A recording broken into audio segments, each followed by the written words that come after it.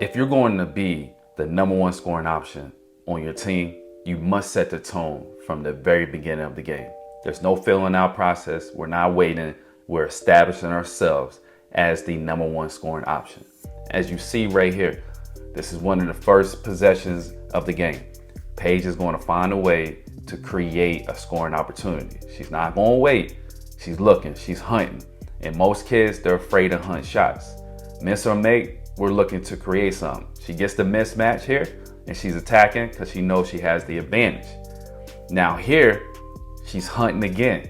Now where most kids get wrong, when it comes to being the #1 scoring option, you cannot be afraid to miss.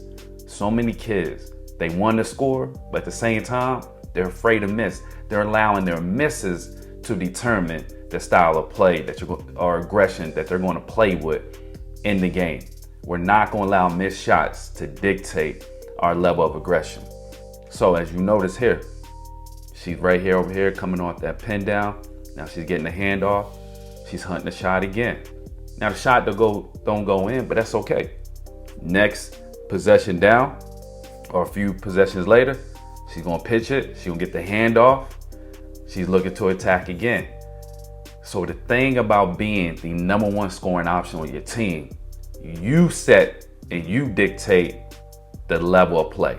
You dictate the pace. You don't allow the defense to dictate how hard or how aggressive you're going to be on offense. Now you'll notice that Paige is going to be face guarded. She's going to be denied the ball, but she's still going to find a way to get the ball. She's going to find a way to get her hands on the ball. She's not going to allow the defense to dictate her level of aggression on the offensive end. Now, being the #1 scoring option, you have to understand this. You can't shoot every basketball, right? You can't shoot it every time you get it. You have to share the wealth. So you'll see here, she's getting off the ball. She's allowing her teammates to create shots as well, right? She's not afraid to share the basketball. So many kids, right? They think that every time they have the ball, they got to shoot it. No, that's far from the truth. Because again, this right here, when you're the #1 option, it's about playing chess, not checkers. So you have to keep the defense honest. You don't want defenses to be able to load up on you because all you're doing is hunting shots and you're not looking to create for others. So as you see here, it's another opportunity where she's going to make sure that she gets her teammates involved, right? It's going to force the defense to stay honest, right? She gives it up, teammate shares it well, easy basket. As the #1 option, right? And you start to share the basketball, it gives your teammates the confidence for them to be aggressive instead of them just standing there and watching you. A lot of players make that mistake, right? They just want to go score the basketball and then their teammates aren't moving because they're not sharing the basketball. So it's important, as much as we want you to be aggressive on the offensive end and hunt shots, good shots, you also have to make sure you keep your teammates involved in the game as well. So now the second quarter is beginning. Now UConn is up 17-14, so it's still a close game. So now how do you play the second quarter? We cannot let our foot off the gas. We're not going to let our foot off the gas. We're going to keep our foot on the gas. That means we're going to apply pressure and make sure the defense knows they have to respect you when you have the ball in your hand, whether you're missing or making shots. So here's the beginning of the second quarter. Okay, let's see what happens. She's getting the ball, sharing the wealth again, leads to easy shots. So if we go back and look at this, right, she's setting the tone. She's aggressively looking for the ball. She knows eyes are going to be on her, right? But she also knows defense can get relaxed. So she's going to hit her teammate with a backdoor pass. Now, as you get into the flow of the game, right, you have to be able to read the room. So many players don't read the room, and hear me out. So you'll see right here, she's playing possum a little bit. She's gonna get the ball, and you'll notice she's not doing a lot of dribbling, right? She's hitting a high post. She's coming off a dribble handoff. She's coming off a zoom action. She's not wearing herself out, but what she is doing, she's forcing her defender to come off multiple screens. So here, she's coming off another handoff. Boom.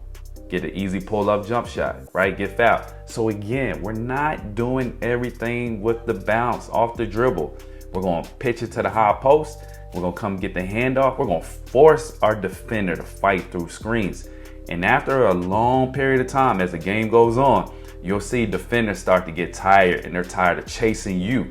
So just as much as you want to get off the bounce, you want to make the defense work by chasing you off of multiple screens.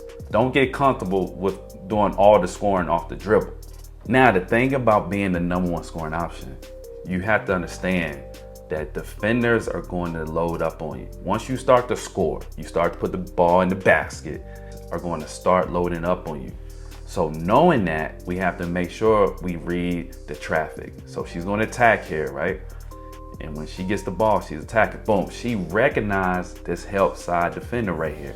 So she's going to get off of it. Look, there's 2 defenders on her, a third one that's looking to help. She recognized an open teammate. She's going to kick it out. This gives her teammates confidence. Easy money. Now, this is the second quarter. Again, she's applying pressure. She's still looking to score, but she's also aware when defenders start to help. When they start to overhelp and they load up, you have to get off the basketball. Don't be selfish and try to shoot with 2 defenders on you, or you will get sat on the bench. You don't want that. You want to make sure you stay involved in the game and keep your teammates involved as well. So now we're going into the third quarter. So at the end of the first quarter, it was 17-14 UConn. Now starting the third, UConn's up 36-26. So the game is still in the balance, right? It's not really, yes, UConn has a 10-point lead, but as you know, the game of basketball is about runs, right? It's ebbs and flows, highs and lows. Now again, it's going to be important that the #1 scoring option, which is Paige, she keeps her foot on the gas. So let's look at the start of the third quarter. She's attacking, she's looking for the midi, right? Let's go back. So this is one of the first possessions of the third quarter. She's looking to attack. She gets to the midi and boom, she gets fouled, right? So now she's going to the free throw line. She's going to see the ball go through the basket. That's going to continue to build her confidence from an offensive standpoint. So mix it up sometimes. Don't just settle, right? Apply pressure when you're having the ball, when the ball is in your hands. Don't let your foot off the gas. See, it's not enough just to stand and watch, right? You got to find other ways to score. You're not going to always have the ball in your hands. So that may mean you have to go get rebounds, right? You may have to get steals. You got to find different ways to create scoring opportunities for you and your teammates. So you'll see here, Paige is right here. All right, let's see what happens. Shot's going to go up. Okay, Paige is looking.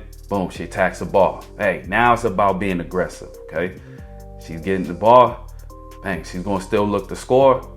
Now she's back to the free throw line. Again, she's not settling.